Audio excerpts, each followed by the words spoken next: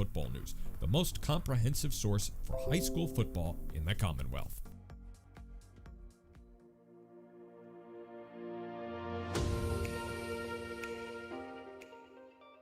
The Guard Market is a digital marketplace that provides customers with access to licensed security professionals on demand. Let's face it, you have a lot to do running your business, and security, well, that's our business. We take the hassle out of searching, vetting, and scheduling private security guards for your unique needs. Just tell us what you need, when you need it, and we'll handle the rest. Guard Market security service partners are carefully screened and thoroughly vetted to meet the demanding needs of our diverse client base. Using advanced technology, we match you with the most qualified service provider based upon your specific needs and geographic requirements. For more information, you can visit our website at www.theguardmarket.com and call Andrew at 732-266-9344 with your service requests today. The Guard Market, security on demand.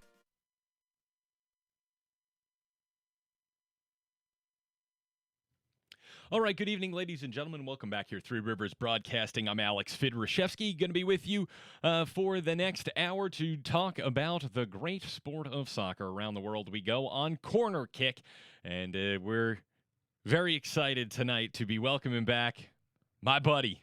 JJ's coming back in, my co-host from back in our days in the Lehigh Valley and Allentown when we were on CWTAP TV. We had a wonderful, wonderful program there, great following, and hey, you know, life led me out here, and now we're doing it out here. And JJ, obviously, I've said this many times if you listen to the show, he works for the American Cancer Society. He's been very busy, always is this time of year, but JJ's ready to go, and JJ's back. And JJ asked me to hold off on what was going to be the first topic and push it off to the second half of the show, because we were going to talk about the finals of Euro 2020. Well, kind of 2021, but they called it Euro 2020 because it got delayed. But we're going to hold off on talking about Italy's victory over England until JJ gets here, and JJ's coming on at 6:30. So we've got quite a bit to break down, and it was a fantastic, fantastic final. It had everything that high drama could ask for. You got a great start from England. Italy clawed back and went all the way to penalties. And we'll break it down when JJ's in here at 6:30. And I'm very, very happy to have him back on board and in the saddle with us here at Corner Kick, now on Three Rivers Broadcasting. You can catch us here each and every Monday night at 6 p.m. Now, you may be wondering, well, if you're going to hold off on the big news of the weekend and you're not going to talk about England and Italy or the Copa America final until he gets here at 6:30, well, what in the tarnation are you going to talk about? Well, we're going to talk about our professional team here in Pittsburgh. The Pittsburgh Riverhounds went down to Charleston, where I was actually just on vacation, and pulled away with a 1-1 draw against the Charleston Battery that was supposed to be played Wednesday night down at the Patriots Point Soccer Complex in Mount Pleasant, which was 5 minutes from where I was staying, and I was ready to cancel dinner and go to the game and apply for the press pass at the last minute and probably go home single. And they decided, because of Tropical Storm Elsa, to move the game to 4:30. Now, that's fine. They actually played behind closed doors. They didn't let anybody in because of the weather that was coming in. And it did come. The weather came. Thankfully, it was later than they thought and not as strong as they thought it was going to come through the low country. We were down there. Obviously, we were there the whole week. And we had beautiful weather outside of one overnight where Elsa came through. I mean, sunny skies almost every single freaking day. It was great. It wasn't 100 degrees. It was beautiful. We had a great time down there in the low country. But again, I understand why the Battery did it. They didn't let anybody in. They kept it to a very small group to get them in and out because this thing was on its way. They wanted, I think, to get people, get the game done, get the few media that they let in out and from the home side and go home. The Battery scored early, about 9 minutes or 10 minutes in, and the Hounds after that kind of woke up and in Bob Lilly fashion ended the game with 70% of the possession and 600 passes. They really controlled it after letting up the goal early on. And as I had mentioned at the end of the Polka Show, they had played 10 matches in 40 days, which is a slog in professional soccer. And to come out 6-2-2 with really only one slip up, that game at Loudoun United, which was delayed by all the thunderstorms and things that came through, maybe threw them off a little bit. That's really the only giveaway game out of 10. So when you really look at what they've done over the course of the last month and a half, the Riverhounds took almost what I would consider to be almost maximum points, with the exception of the one hiccup to Loudoun United, which on paper I would have said it's a game at a last place team, should be 3 points, but you settle for a draw. They lost that one, but again, it's lifted them to second place now in the Atlantic. So good run of form for Bob Lilly and his team. And I said this the last show that I did before vacation. They started out this year, and I watched that first game in Tampa, and they looked bad, flat out. And I know we cover them, and we're trying to work with them in a variety of different ways. But let's just call it what it was. That first game in Tampa was bad. They got run off the field. And from that point forward, though, it's been a slow build, as it usually is with Bob Lilly and his teams. And by midseason, they're racking out 7 wins from 10. And here they are, 6 and 2 draws out of 10 in a month and 10 days. And they've hit their stride.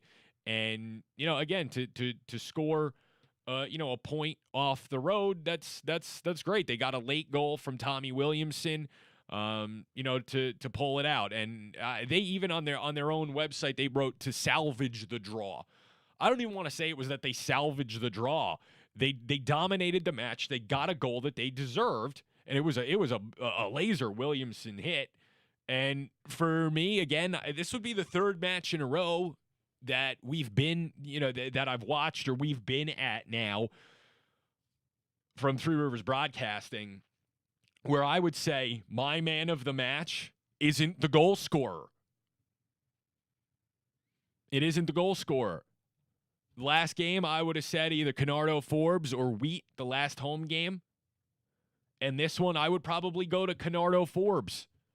I was on the Riverhounds website before, just checking some stats.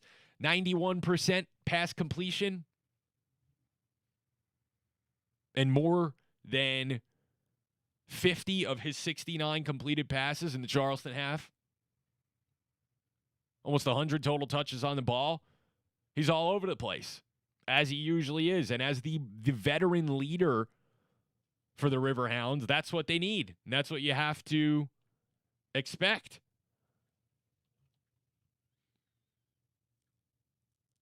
Now, a little bit of a break from the last game. 10 days before Loudoun comes to Highmark Stadium at the weekend. That's Saturday at 7 o'clock. Be down there from Three Rivers Broadcasting. Loudoun, they're still at the bottom. But they did best Pittsburgh at home. So they'll certainly have to show up. But I'm sure Bob Lilly's charge is very happy with the much-needed break. However, that said, the momentum they carried through this slog over the course of the last 40 days has been nothing short of fantastic. And I think if this run of form continues, there's no reason to say they can't reach the top of the table by the end of the season. I think they can. They've certainly shown that they can get to that level. And for a roster that looked a bit of a mashup, if you will, at the beginning of the season, now here they are, sitting in second place on a great run of form.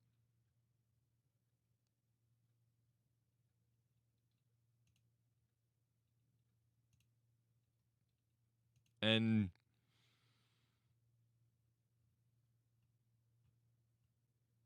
with some winnable games coming up, you got Loudoun, Red Bull 2, Red Bull New York's, kids away on the 23rd. And then home for Hartford. Can they, could they take 9 out of the next 3? For August 6th, they go back to the Charleston Battery. Could be a little bit tougher. And then they got 2 big ones in August. August 11th is Miami at home, who at least right now Miami sits 1 point behind the Riverhounds. And first place Tampa Bay on the 18th, on Wednesday, August the 18th. We'll see if they're still there, if that's still what it is. Maybe the Riverhounds are in first place at that point. But they have the Rowdies home twice. They also get them home in October towards the end of the year. So it could be another opportunity to take some points off of them. But right now, Riverhounds looking at if they can perform to the way they have over the course of the last month and a half. Take 6 points from their next 2 and maybe 9 from their next 3. At the minimum, I would say 6, maybe even 7 is what you're looking at. You want to beat, ideally, you're going to get Loudoun at home, try to get Hartford, and they've beaten Red Bull now twice. Can you make it 3? Then you could be looking at 9. It's a great run of form right now. And the most important person ever hired, I've said this before, the most important person ever hired by the Pittsburgh Riverhounds isn't a ticket person. It isn't a marketing person. It isn't a player that they've signed. The most important person they've ever hired is Bob Lilly. Because he is by far the very best lower league manager in the United States. He did it in Rochester, and he's doing it again now in Pittsburgh. His winning percentage for soccer is insane. Usually they say you're good when you're at 40-ish, 45%-ish.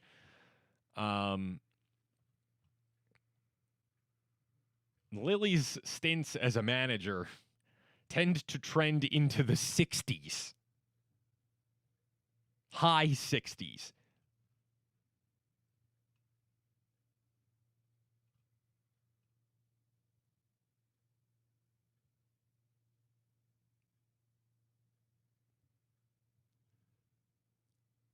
And his ability to find players who are either missed by MLS teams or appear on their way down on the backside.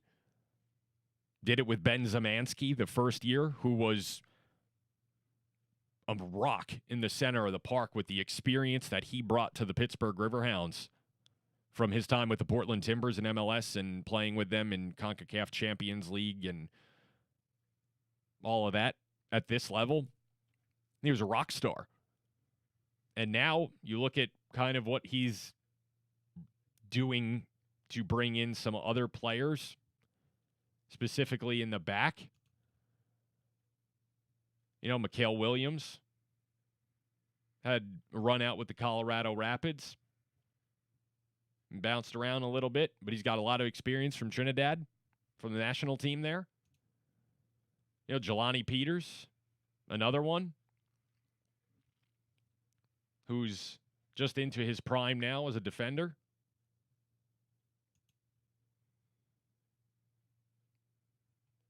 He knows how to find these guys, and he knows how to make them play together and get the results. So again, great run of form from the Pittsburgh Riverhounds over the course of the last month and a half.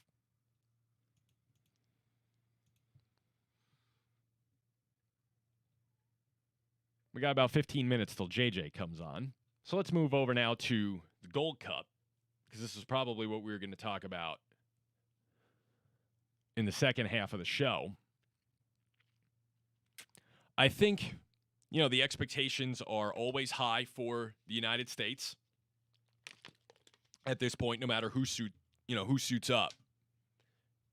Whether you're talking the A team of, the young kids who are in Europe, or this B side, this MLS B side, it's an expectation that they're going to win all 3 games in the group. And I think a lot of fans have an expectation that they're going to win sizably in the group. And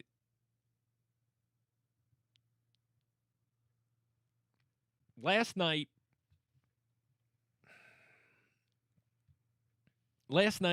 didn't necessarily go the way I think that they hoped it would, fans or players, in that 1-0 victory against Haiti. And I think it's important to mention before we get into the U.S. players' performances, this Haiti team is pretty solid and was facing quite a few issues. Obviously, if you follow the news outside of that, the president was assassinated recently. And then team-wise, Haiti was without 5 of their regulars from the national team, including Franzi Pierrot, who scored 3 in 10 minutes against Bermuda in the playoff round to get to the group stage of the Gold Cup.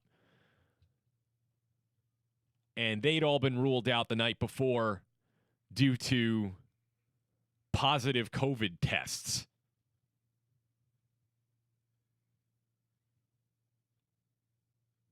Whatever that means at this point.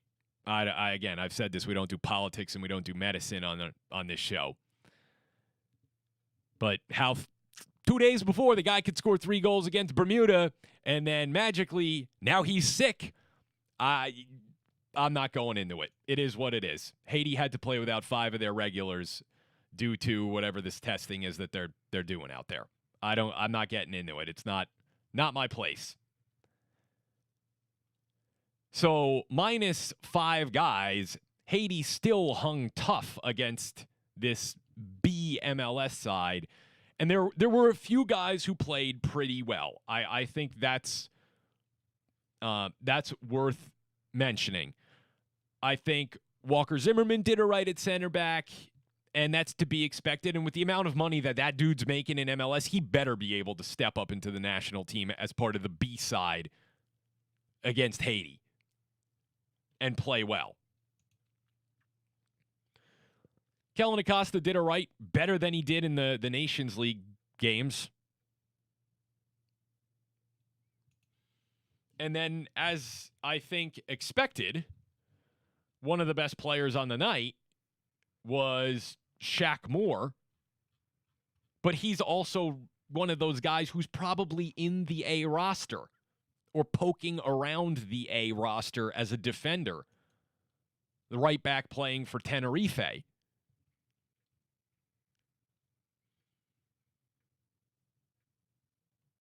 who are in the Segunda. He's one of those guys who is in, along with, I think, Reggie Cannon from Boa Vista, who are, at least in the back, 2 guys that are, they're in the A group, but were brought in for this tournament. I think of them at this point as backups in the A group, but also guys who you can then bring in if they're not going to play in the A group because of the congestion that we're going to have over the course of the next year and 5 months in the run into the ridiculous Winter World Cup in Qatar, which I just, I think is utterly ridiculous that that's even happening. And we've gone over that years ago about how absurd the whole process was to set that up, the Qatar World Cup. And we could talk about that as we get closer.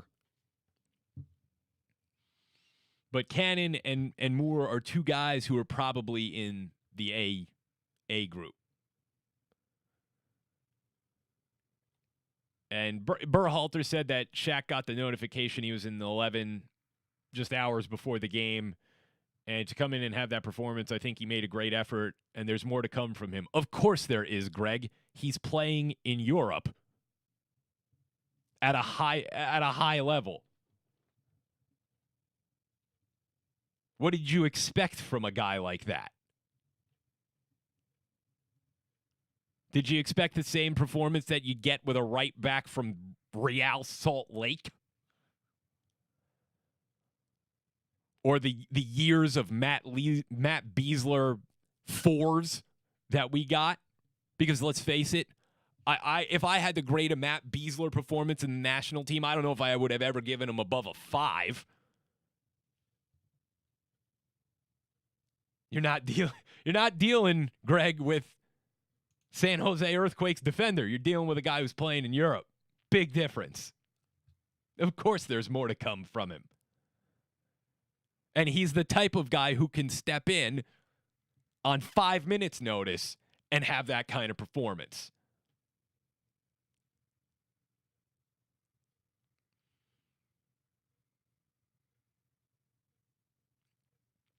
And the ESPN article even said, "Oh, his season ended in May. That makes it even more impressive." He's getting ready. He's in preseason. He's getting ready. He's putting in the work. And you can see it. You can see the time he's put in on his own paid off. He played very, very well.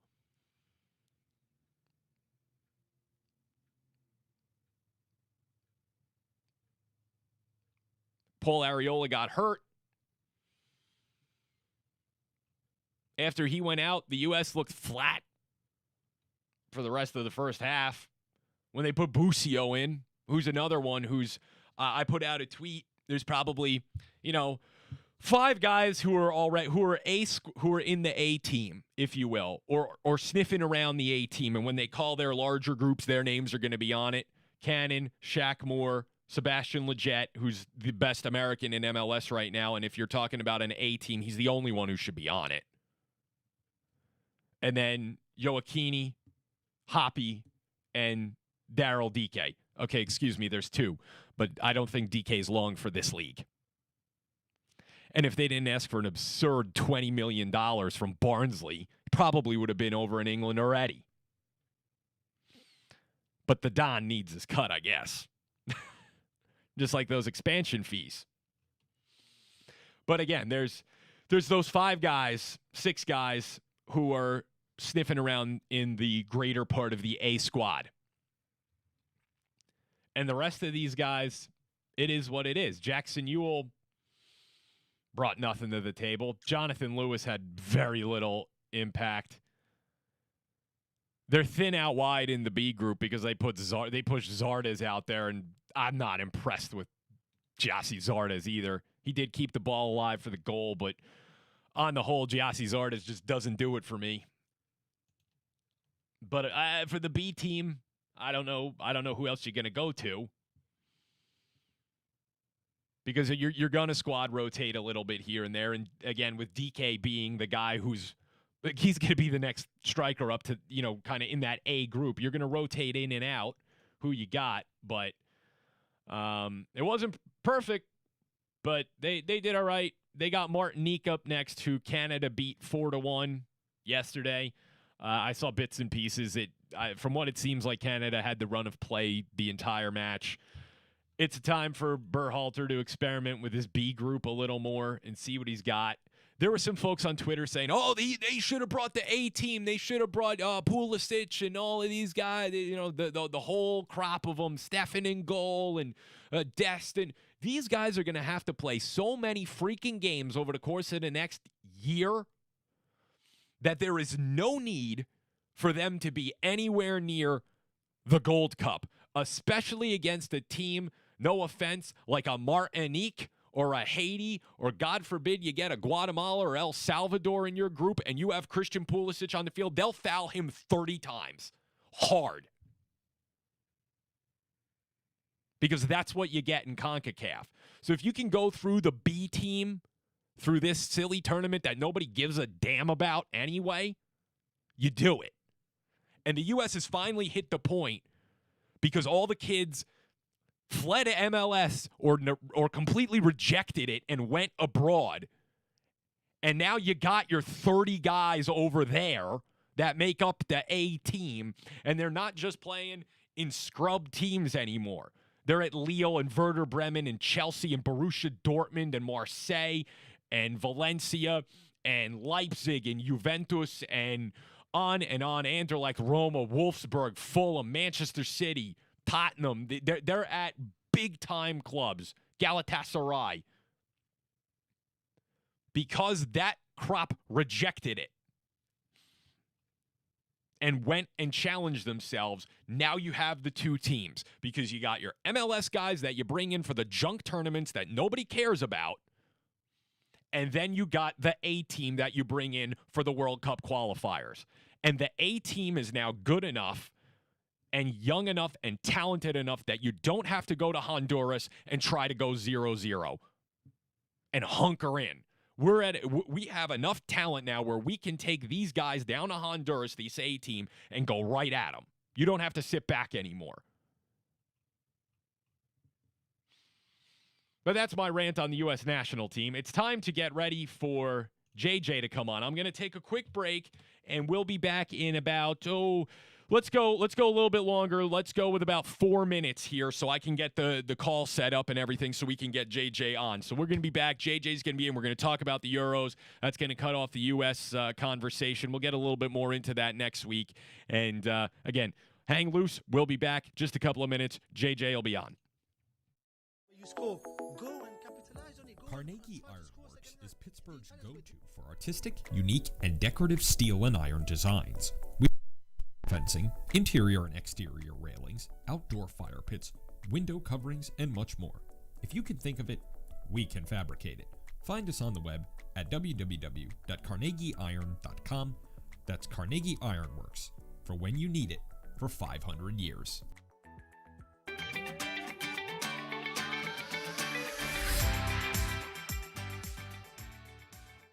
Are you an athlete looking to take your game and performance to the next level?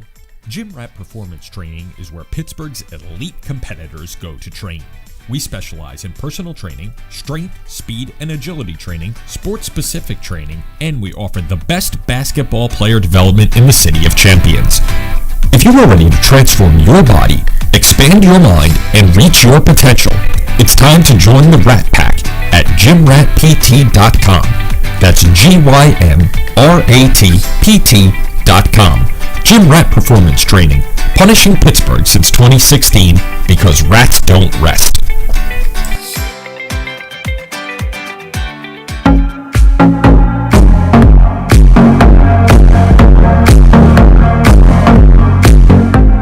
Pennsylvania Football News is the most comprehensive source for coverage of high school football in the Commonwealth. They feature coverage of every district in the state, both in and out of season, and Pennsylvania Football News also showcases player profiles, the Go Route Coaches Corner, exclusive coverage of the Big 33 game, and many other exciting high school football features.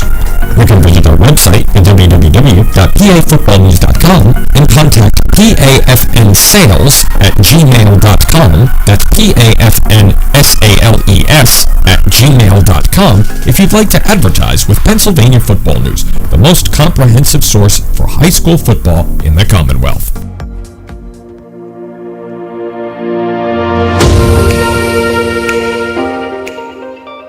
The Guard Market is a digital marketplace that provides customers with access to licensed security professionals on demand. Let's face it, you have a lot to do running your business, and security, well, that's our business. We take the hassle out of searching, vetting, and scheduling private security guards for your unique needs. Just tell us what you need, when you need it, and we'll handle the rest. Guard Market security service partners are carefully screened and thoroughly vetted to meet the demanding needs of our diverse client base. Using advanced technology, we match you with the most qualified service provider based upon your specific needs and geographic requirements. For more information, you can visit our website at www.theguardmarket.com and call Andrew at 732-266-9344 with your service requests today. The Guard Market, security on demand. All right, we're back here at Three Rivers Broadcasting, and it's time, after too long, to bring back the man himself. The man, the myth, the legend. JJ's on the other side of the line. JJ, you getting us out there? Oh, JJ, I'm hearing you. I gotta hold on. Let's try this. I'm not getting you on our end. Are you there? Yeah. We're trying to get JJ here. Let's see if perhaps this could be on our end. There he is. All right, I got you. Can you hear me, JJ? Yeah, can you hear me? I can, and what we're gonna do is we're gonna put you up on the screen here because people need to see you. Hold on. This is big trouble. That's right. There we go. We're going to put you up on the screen there. And ladies and gentlemen, it is time. The boys are back in the saddle, and this has been too long. JJ, I was amping this up on the Polka Show at 5 o'clock to the point that they could probably hear me across the street. So, JJ Pepe is joining us. JJ was my co-host of Corner Kick back in Allentown for 5-6 years. We did the show on and off on CWTAP TV, and JJ, he's celebrating right now. What's going on, man? I still have the same stinky shirt on from yesterday. Oh, you must be sleeping on the couch. I will be tonight. So, JJ, I held off on talking about the game at all until we had you on here. What a day from start to finish. It was. The game I thought was great. Not just because Italy won in the end. I thought it had everything. From the moment the first notes of the Italian anthem belted out, through the English, when England scored early. I don't know if anybody put money on that inside 2 minutes. But you just felt if Italy could weather the storm a little bit, and they were able to because England didn't press them enough after the goal. You saw them grow into the match. My concern was Insigne was a bit off all night, and I was worried there that, hey, he might not be able to get that goal. I mean, I texted one of my other buddies, at one point it felt like they could play till Tuesday and Italy wasn't going to score. Listen, within that, though, you had to sense that there was the potential for a breakthrough. They dominated the possession for the better part of the match, specifically in the second half. They took a little bump backwards after Chiesa got hurt, but they kept their composure and kept their control. Yeah, the way England was set up, when you kind of start hearing the rumors of the lineup and then you saw it, you had a feeling they were going to cede the possession to Italy, which was surprising when you go back to the Spain game. And, Italy didn't see much of the ball. Yep, they scored first there, but, they were trying to hit on the counter, but they just couldn't get a foot on it. I think the percentage from the final was almost the opposite in the semifinal for Italy. But England just never, for me, got going in the final third. I mean, a couple of the stats tell you it all, but the big one is Harry Kane didn't touch the ball inside the penalty area once in 120 minutes. And I know that this went down to penalty kicks, but if you're England, your odds of winning that match are probably under 10% if that's the stat line. Yeah. You need him to get the ball. If you can't get him the ball in a position to finish, you're asking to lose. And yeah, I get this England team. I almost watching that game. It's almost like they played to not lose. Oh, they absolutely did. And for Harry Kane, first goal he drops deep. He's able to bring in some players into it. Where he really struggled was Sterling was a bit anonymous compared to previous games, and Mason Mount doesn't have the pace. Kane feeds off of speedy players around him. They make the hard runs. They start opening the defense, and then he has that awareness of where to find an opening in the penalty area to plant himself to get the cross and the score. He does it all the time for Tottenham, and they just couldn't bring him into this match in that sense. And I mean, me, I'm a Villa supporter, and Kane looked best against in the last group game when Jack Grealish was on. Grealish barely touched the ball, but every time he got it, he found Kane. Kane was finding pockets and got a lot of touches. This match screamed out for that. And it could have been a Sancho. It could have been anybody with some pace or could move the ball a little bit with them. And Gareth Southgate stuck to his Mason Mount guns, especially. And, they paid the price. And I think you make a great point about Grealish. Here's a guy who he's a bit of an electric player for Aston Villa, and I know you're biased, and you've half converted me to being a villain, but that aside, when I watch Jack Grealish play, I see a guy who's a national team 11 guy for England, who should be in there in key games for significant stretches of the match. This isn't a guy that you bring off the bench for a half an hour and hope that he can make something happen. This is a guy who you want to give 80 minutes to and see what he can do. Especially with some of the players England have, let's just take free kicks. Everybody complains, in the league, Grealish flops. What he does really well is he slows himself down, he moves his body between the player and the ball, and they barge him. And he did it numerous times in this tournament. Why would you not want a player like that out there when that gives you the ability to bring up a Harry Maguire and his Stones to go up against Chiellini and Bonucci, and you get some of these other players. Trippier can get in there, and now you're really pinning the Italians deep. It was all tournament. Southgate, I don't think ever trusted him. You saw it in the penalty shootout. Some disgruntled pundits after the match saying, why didn't Grealish step up, take the penalty?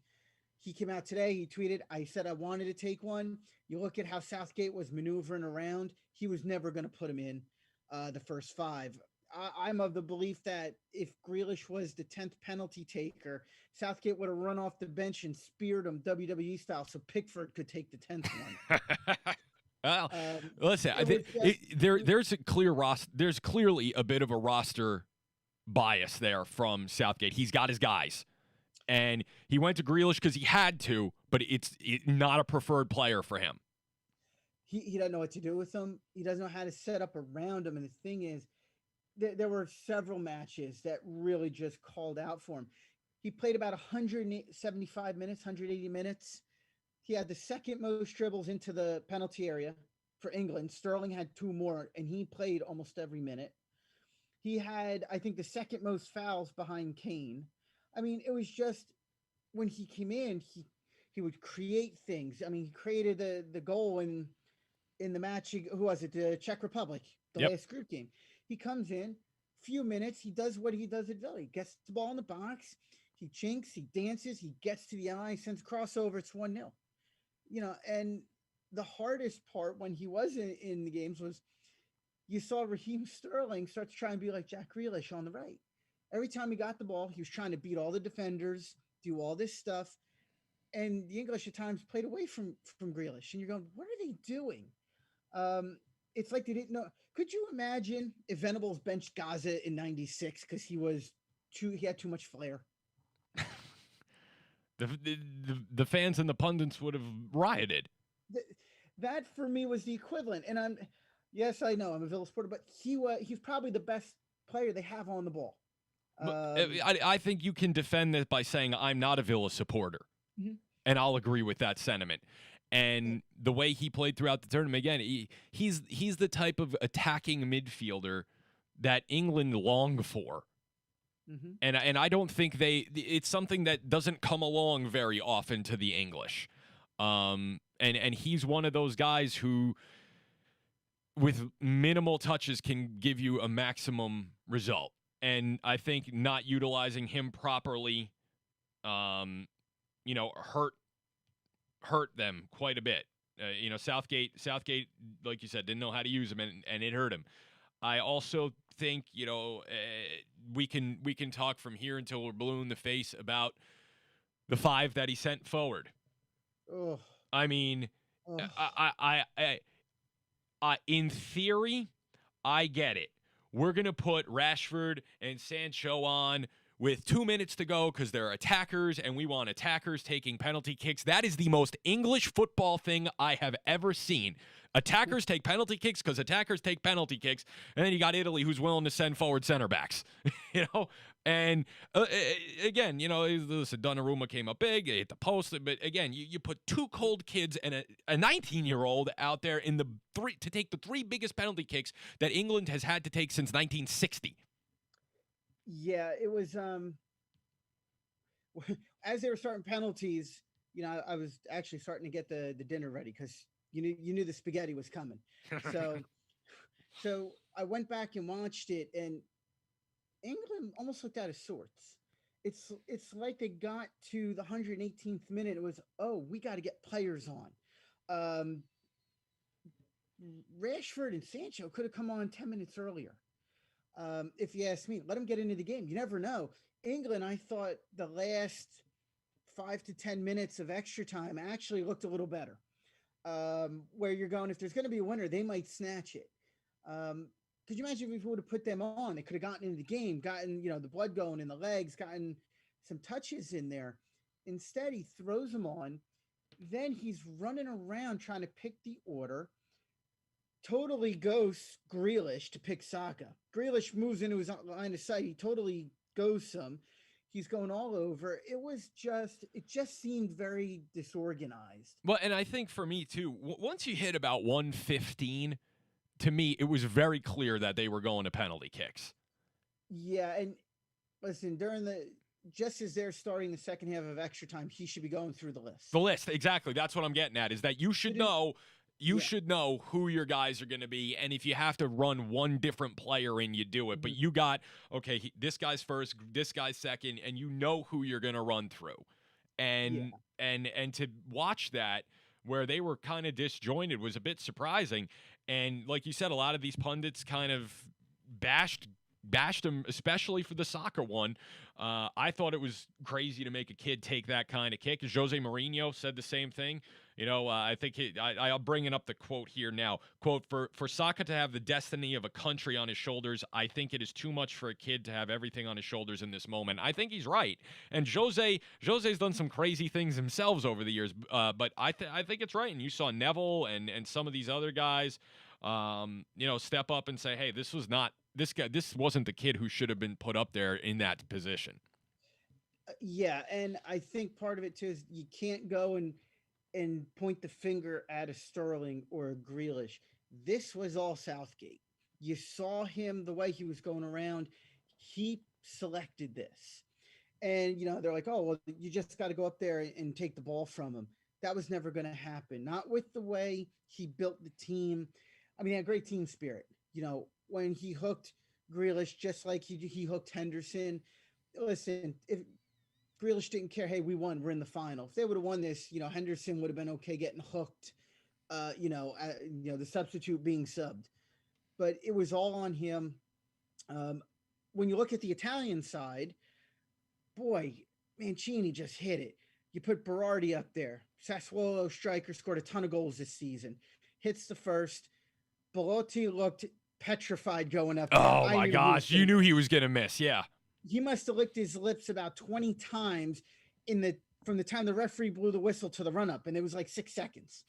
But then who? Bonucci. What is he, 32? 34, I think now. 34. There's your defensive rock. Then Bernardeschi comes in. He was a substitute, but he had a lot of time. And you can say, oh, Jorginho missed, but Jorginho has been their fifth penalty taker. He takes them at Chelsea. He's comfortable doing it. He's not, a 19-year-old who, to be fair to Saka, didn't get regular playing time at Arsenal either. No, he didn't. So you just have to ask questions of the manager of England. And then when you look at Mancini, the dapper Don in that suit, the perfect hair, and he made the perfect tactical decisions through the whole game. He was able to get them back. They got to halftime at only a goal down. And to have been a fly in that locker room, they came out and they were all over the ball. Like you said, the goal felt like it was coming. As a supporter, you get nervous that you're going to huff and puff and you're not going to get it. Chiesa was a monster. If he didn't go down injured, I think Italy would have won it outright without penalties. I agree. I'm with you on that one. You could see how the tide shifted a little bit after he went off. But again, sitting there watching the match, we were sitting there and even, Sarah was sitting there. She's going, gosh, they possess the ball. And this is somebody who doesn't really, she likes soccer and will watch it because I like it and enjoys it, but isn't like bought into the game like you and I are. Sitting there going, gosh, they really possess the ball well. And you could watch them just switching the fields and so patient and willing to cycle the ball back to the center of defense and do it all over again. I mean, there were minutes where they ran possession. And you, again, like you said, you could feel it coming. And I guess for you, again, being Italian and really, really invested into it, and I had my jersey on too, but it's a little different when it's your team. That you could see that they had the run of the play, and it, listen, it paid off for him in the end. And Mancini, like you said, Mancini got everything right the whole tournament. And Yes. Yeah, Italy's the only place they fell down yesterday was that next to last ball or the final ball. And that's where Insigne being that little bit off. He couple of the shots, he did everything he wanted to do. Just like against Belgium, he scored that curler to the far post. He tried one of those and he sliced it. It was missing most of the game. And if they would have had that little bit more cutting edge, like they had especially in the first round against Turkey and Switzerland, when they just tore them to pieces, I think they would have sliced up this English side, for a couple more goals. yeah, I think you're right. They're missing just one little piece of the puzzle. Um, and then was it Di Lorenzo got kind of bought in on that goal too. Two issues there. There was a good run, and I don't know who it was on the right that took Emerson, and I think it was Chiellini had come out, but he didn't close down because he would get beaten for pace. He was, the cross came in from 20 yards from Trippier. He would have ran right past him. So he didn't, he prevented that. The cross came in, and Harry Kane from the deep position came flying up. And that's where Di Lorenzo got sucked in. But the center back was there. If he just held his discipline, he just would have nodded that over, probably would have went out for a corner. You're hitting the reset button. Listening to a little bit, today on Sirius, probably the worst thing that happened for England was Shaw actually scored. He took it beautifully. First time inside of the post, he took it so well. But, everybody's like, England didn't know what to do after that. Wait, we're not supposed to be ahead inside of 2 minutes. What do we do? What do we do? Right. And unfortunately, with, as the game went on, Southgate kind of just turned them inwards to the point that once you hit the 65th, 70th minute, 80th minute, we're sitting there watching the game going, he's got 10 guys behind the ball, and Kane's tracking back too to cover the possession. And they ended up, with the exception of a few, attempts to hit out over the top, they got stuck in a defensive shell for large swaths of the match. And, and it came back, and eventually you can only hold the fort down in a situation like that for so long. It's like a football team playing a game, to run the clock. We're going to run the ball up the middle. Eventually you run out of downs and you have to punt. So yeah.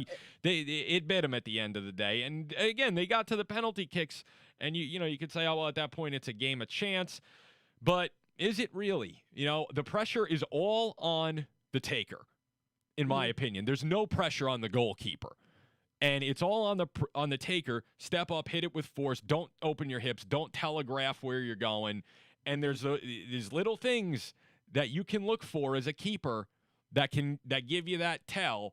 And I don't know that they were obvious from the England guys that missed in this game, but there were other matches I watched in this tournament where it was crystal clear, where I was like, oh, he missed it. It's like, yeah, the goalie knew he was going to the left after the first step. And, England didn't get the job done at the final hurdle, but Italy was masterful. And for a guy like Chiellini and for Bonucci, who this could be kind of, winding down to the end for these two, to get them this trophy, I think's got to mean a lot at coming to the end of their careers. Yeah, and Chiellini was saying, whenever he's with the national team, you walk past and you saw Cannavaro, in Germany lifting the cup, and they were there in Euro 2012 final when Spain plastered them. I thought the game was better. I didn't think it deserved to be 4-1 that day, but Spain put them to the sword late. And they got that redemption. And it's interesting. And this is where, looking ahead, now you start to go, wait a second, Euro 2020, played in 2021. The World Cup is 18 months away. Usually you have 2 years to get through this. So when you look at a Chiellini, he might make the squad, might not start, but I wouldn't be surprised to see him in there. Benucci probably holds on. I'd be surprised if he's not starting, unless there's an injury or something. When you look at the England side, what do you do with your manager? That's If their you biggest. take That's him- the biggest question for them right now because I think the squad's solid. They have a great team. They do, but are you going to try and bring in somebody else when your qualifying is around the corner? But 2 months away. Everything's condensed now. They don't get those couple extra matches. They don't get those Nations League matches to practice, and some of those summer friendlies. So it's going to be interesting what happens coming out of here. That's why I don't think you've seen a lot of changes, or will see a lot of changes. There's a good chance Southgate is in charge, come Qatar, next winter. And the question is going to be, is he going to go into a big match and put 7 defenders on the pitch again, which is what he did yesterday? Listen, you can speculate, but if you've now got a track record of it, is it possible? Is it likely? Is he gonna hunker in if he gets an early goal and try to hold on for 90 minutes in a knockout match in 120-degree heat? There's a lot that's going to factor into that. And I think the Federation have a lot to think about in the next, I'd say, 4 weeks as to whether they're going to stick with him, if they're going to go with him. And if I'm a betting man, I think he's the gaffer. I think they'll stick with him in spite of the tactical deficiencies that showed through and his man decisions that may have affected them. I think they're going to stick with him. They made it to the final. They lost on penalty kicks. It's probably enough for him to justify getting the shot. They'll plow through the qualifying group. They'll win the group. Polish side's not enough to get past them. They'll win the group. That's who will probably finish second, but they'll be comfortable and in the World Cup.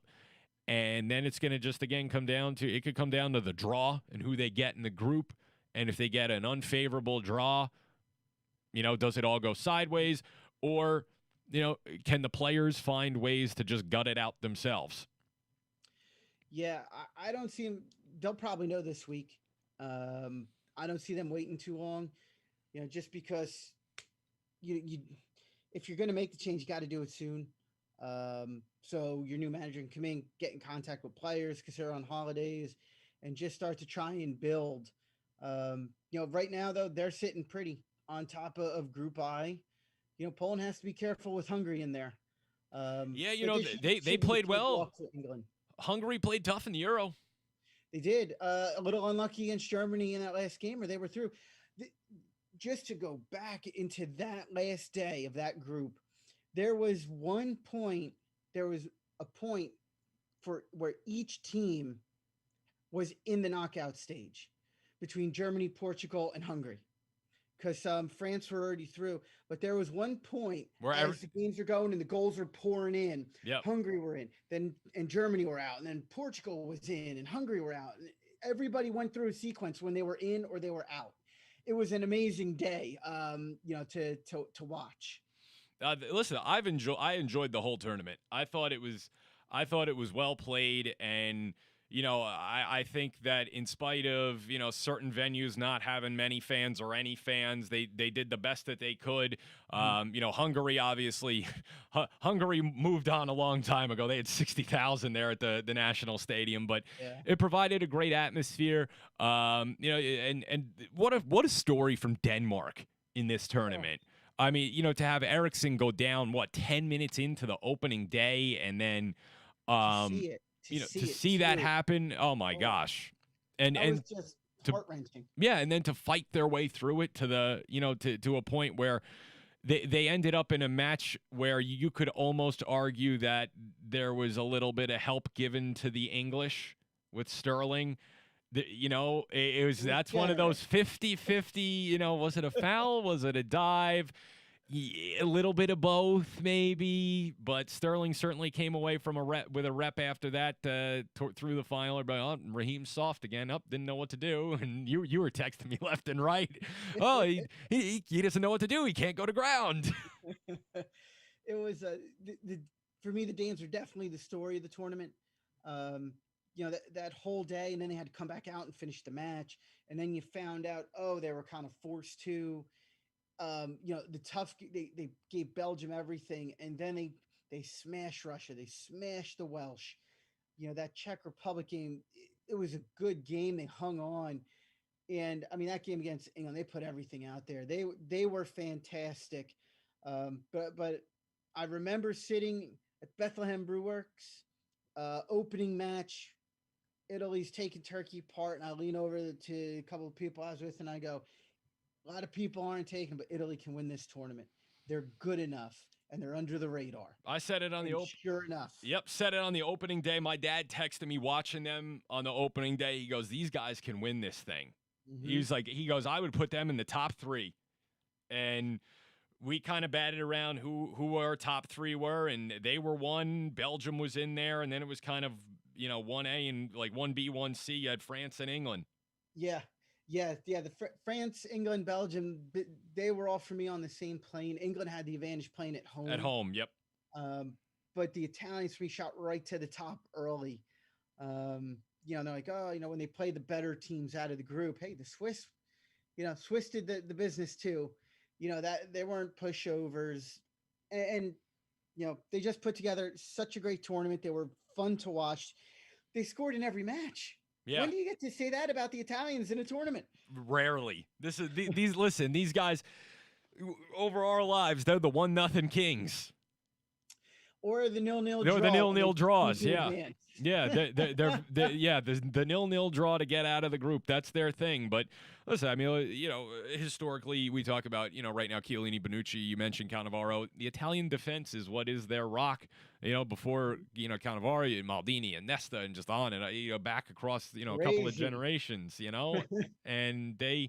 Yeah, Baresi, another one. They've always produced some of the best defenders in the world, and their guys seem to get most defenders tend to get worse as they age. Italian defenders, they're like wine. Yep. The guy's 37. Oh, hey, now's a great time to have my best tournament. So, that's what you end up happening, or I have one of my buddies used to text me when Buffon was still playing in goal and be like, I swear that guy's going to be 50, sitting in a chair, smoking a cigar with a glass of wine and be like, I guess I have to get up and make a stop now. Okay. Now give me my wine. And it's just as they get better as they get older, but I tell you, the Italians, they played exciting soccer the whole tournament, and credit to him, and credit to Mancini, because he changed the whole culture of the national team in 2 years. That dreadful November day when they didn't qualify, and the manager refused to bring Insigne off the bench, and everybody was screaming for him. And Mancini came in, and he just changed everything. That's why they're 34 unbeaten. I think that number isn't talked about enough. And I think it needs to be. And I know the English press is going to focus on England, this thing, what they did or didn't do. But you have to respect 34 unbeaten at the national team level. Yeah, because, I mean, you used to be back in the day, 20 of those were friendlies. Now with the condensed schedule, a small handful are. So they've just been doing the business. I mean, I'm just looking at, some of the matches before, Poland, the Dutch, Poland a couple times, the Dutch a couple times. They're all in the Nations League. The Nations League, yeah. You have some of your other ones, your Estonias, your Moldovas, but just putting up, it's almost all green since, what is that? Since September 4th, 2020, I think they have like 4 draws. I mean, that's ridiculous. That's ridiculous. Regardless of who you're playing against, and here, look at you had Poland, Bosnia, Northern Ireland, Lithuania, San Marino, but Czech Republic, Turkey, Switzerland. I mean, it's just green straight down that results list. Yeah, yep, and that's what he did, and they were team spirit like the English were.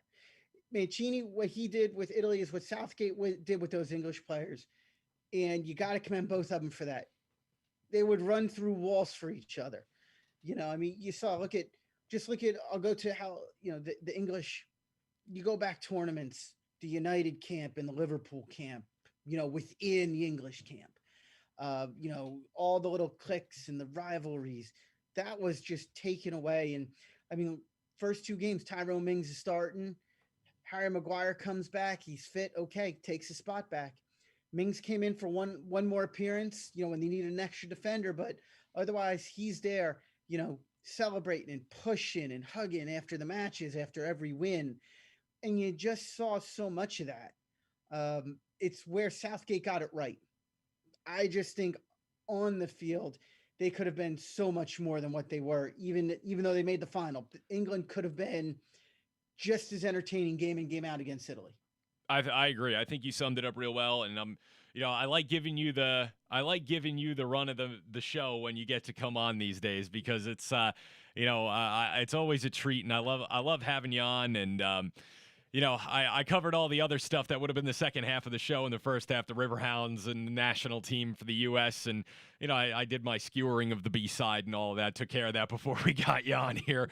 But listen, I'm going to wrap it up here with you because we've gone into stoppage time. But, man, what a tournament. The final was a 5-star final. That's, I think, what I want everybody to take away from this, and what you talked about, and what I was throwing out on Twitter, and it was a 5-star final all the way through. If I had to grade the managers, Mancini gets an A+ for what he did on the day, and Southgate, I'd probably give him like a B-, C+ on a good side. I think his man management wasn't very good. I think his tactics on the day handcuffed some of his better players. It isolated Kane, like you had mentioned, and I think he failed to get Rashford and Sancho on early enough to get the legs going. And I think not having Jack Grealish take a penalty kick was foolish. Not utilizing him properly hurts. So again, maybe at best I'll give him a B-, C+ on the day. I think that man management made the difference. And I hope everybody takes away, this was one of those epic for all time kind of games. Yeah, and it's one that I have recorded on the TiVo there, and I'll watch over. It was just a really good match. Truly enjoyed it. Listen, JJ, thanks for coming on. It's so great to have you back on again. This was a blast. We got to do it again, sometime soon. We'll get you on, maybe once we get closer to qualifying or something, get you on here or there. I know you're a very, very busy man. So, man of many hats these days, too. Yeah, too many jobs, but a few weeks we'll jump on. We'll have to preview the Premier League season. Hey, if you're living in the Lehigh Valley and you're watching us right now, or you want to move to the Lehigh Valley, hit up JJ on Twitter. He can help you out. I don't know a guy. I am the guy. He is the guy. That's right. I'm the one that's got the guy. JJ is the guy. He's the guy. You're looking for a home in the Lehigh Valley. JJ's the guy. Hit him up. He's got his real estate license now. He's doing it, and you need a home in the Valley. You want to leave Philly or New Jersey, get a little cheaper taxes in Pennsylvania in the Lehigh Valley. I hear Lehigh County's very nice these days. Yeah, it is. So is Northampton. It is. Beautiful, beautiful growing areas. A lot of things to do there. I'm biased because I spent 15 years there. But listen, man, we're going to get going. Thanks again for catching up. And as we always do, I'm going to leave you the last word. Oh, fantastic game, fantastic result, and to just an unbelievable tournament. All right, there it is. God bless everybody. Ciao for now. Ciao.